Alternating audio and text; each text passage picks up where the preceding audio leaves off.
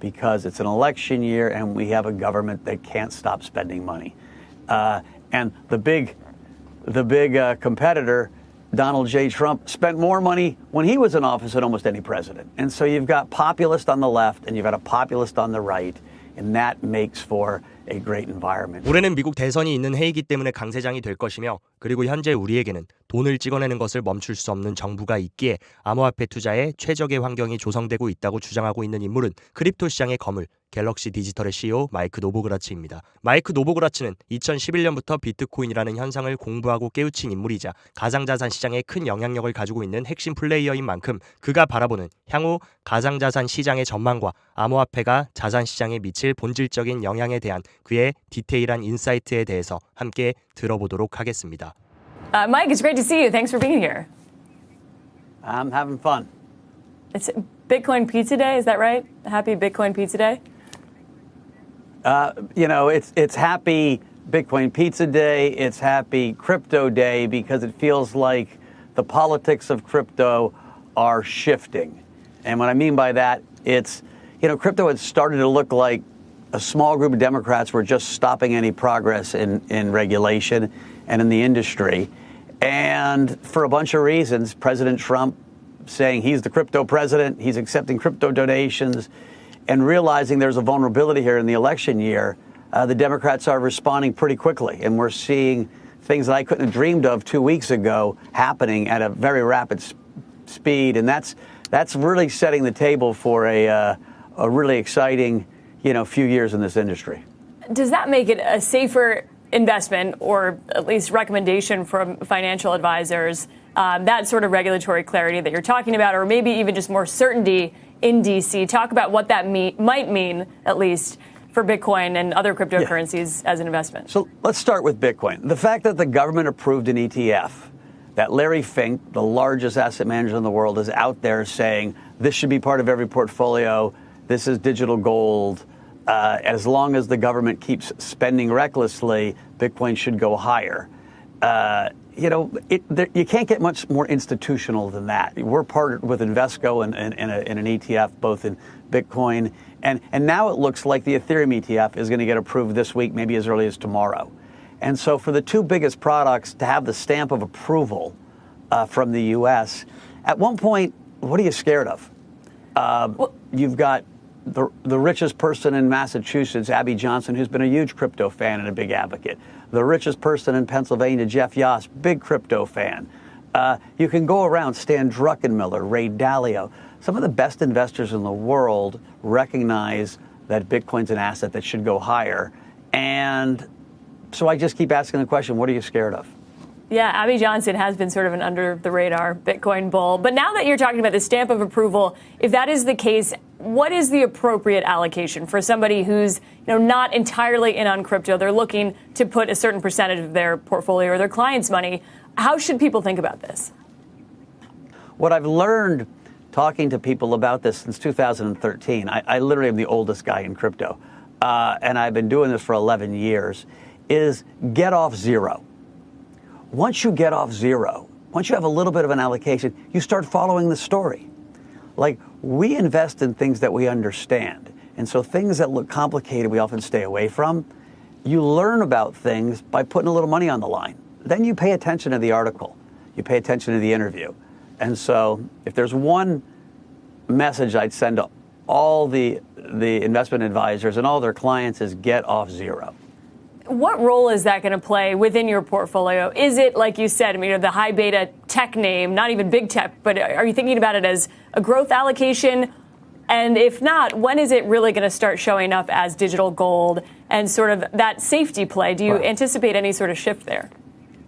I mean, listen, I have been loud and clear this year on CNBC and anywhere else I spoke that silver, gold, copper, Bitcoin, other crypto are all going to go from lower left to upper right. They're going to be at a bull market because it's an election year and we have a government that can't stop spending money.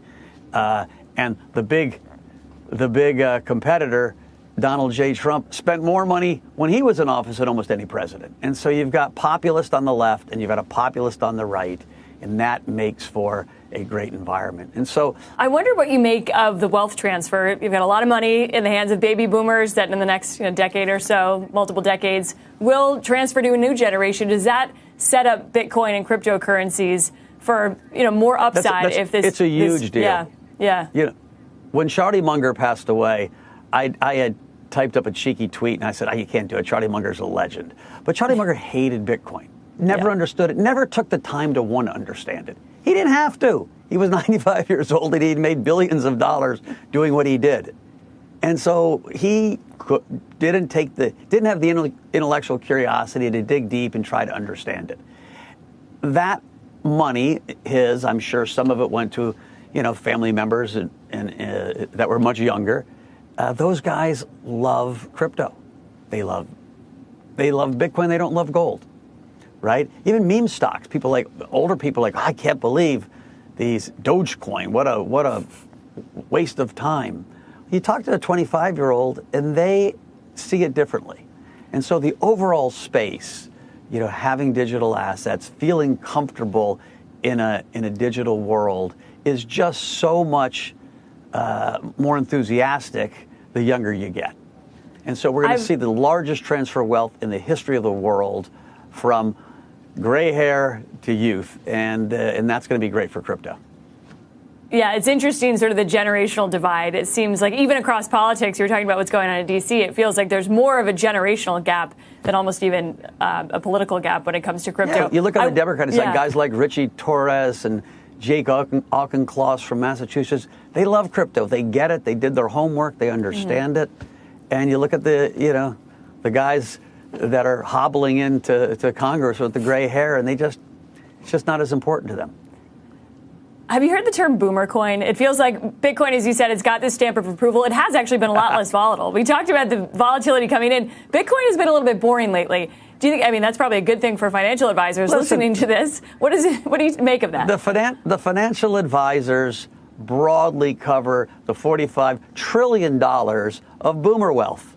And so, yes, the ETF is a wonderful product for them. How do you get started? You give someone something that they're used to. The ETH ETF as well. And so my job as a crypto evangelist has been to bring people into the tent. And, how you get into the tent is not as important as getting into the tent. And so I think the ETF is serving a wonderful function. And Bitcoin is the boomer coin because it's easier to understand than the other coins. And so, but that's how you get involved. Every single person I've turned on to Bitcoin, about 2 months later calls and says, hey, tell me about that Ethereum. And then a month later, tell me about that Solana. And they slowly go down this learning curve. The Bitcoin, the crypto community calls it the rabbit hole. But it's a learning curve. So you go up it, not down it. And they just get more excited about the overall potential of the space. The gateway. Mike, I want to ask you about a survey from our FA community. This is from our events team. They asked, how likely are you to recommend Bitcoin investments to your clients in the next year? 68% said not at all. They said they're not doing it. 24% said somewhat. Only 8% were very likely. What do you make of those results? And what are you hearing from the people who say we're still not comfortable with it, despite everything you've argued here? Yeah, I kind of love those results because it tells me how much upside we have. Right? Think about Larry Fink. 6 years ago, you could find all kinds of quotes about Larry Fink not liking this. Doesn't make any sense to me, does it? Right? Now he's an evangelist. And so the one thing about crypto is you've got to sell someone, they don't buy it. Right? Crypto is sold. We call it orange pilling. When you orange pill someone, you convince a skeptic that, hey, I now see why you like Bitcoin. And what this ETF has done, it has gotten the sales forces of these giant traditional finance organizations educated in how crypto works and why it's important, and they're out selling. And so instead of just Mike Novogratz and a few others knocking on doors trying to convince people, we have the whole Morgan Stanley sales force that's getting educated, and in time is going to start, selling. And let me tell you, we partnered up with Invesco, and they got off to a bad start with the ETF, and the ETF went down in price. And I remember getting on a call with them. I was like, dudes, you got lucky that you didn't sell anything because now you can buy it at $38,000, $39,000, and your clients will love you. if they had listened, some did, and they got their clients in at 40,000 and now it's trading at 70,000, not one client's going to say, dude, why did you do that? Right? The clients are going to say, hey, what else can I do?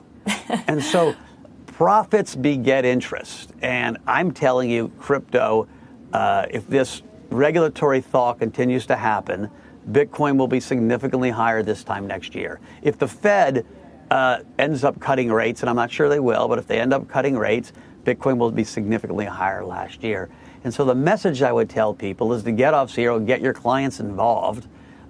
What's the worst that can happen? You put 1.5%, 2% in, and the thing underperforms the S&P, and it's not really impacting your overall portfolio allocation.